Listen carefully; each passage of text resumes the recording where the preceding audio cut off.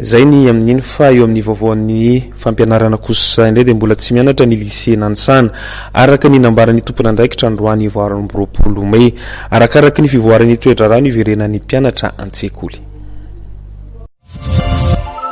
Nanapa-kevitra ny mbola tsy hanome fampianarana ny mpampianatra ny lycée Nansana araka ny nambaran'izy ireo androany tetsy Nansana. Antony mbola tsy vaovao izy ireo ny fangatahana nataony.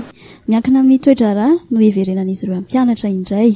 Manoloana ny toe-java-misy amin'izao fotoana izao dia nanao fanambarana ny mpampianatra mpanabe eto amin'ity lycée ity. Ny antony voalohany mahatonga an'izao hetsika ataon'ny mpampianatra mpanabe eto amin'ny lycée Nansana izao dia reny filazana misehotra tamin'ny télé sy ny Facebook reny hoe mpampianatra tao Nansana dia mifanaraka tamin'ny DES sy ny ray aman-dreny fa hampianatra. Tsy marina izany.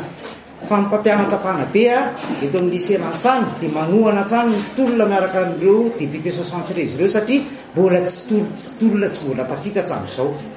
Dia androany zay laza aminareo proof nga mahitanareo fa tsy mianatra ny lycée Nansana.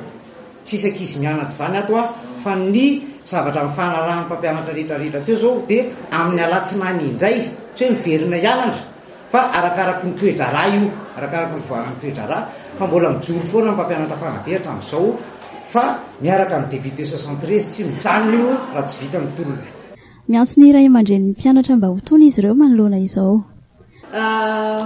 Teny kely ho anareo ray aman-dren'ny mpianatra sanatria tsy fitiavana zanakareo mahatonga anay tsy mampianatra fa mbola tsy voavaly ny etaetanay, mbola tsy mipetraka hoe hatraiza ny famaliana ny etaetanay.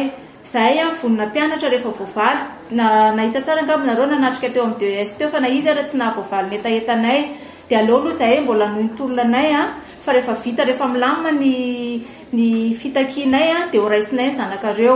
Reo zazy ireo tsy isy année blanche ny examen tsy maintsy isy fa vono zay anao rattrapage zahoana manatratra ny fanadinana ny ara-panjakana.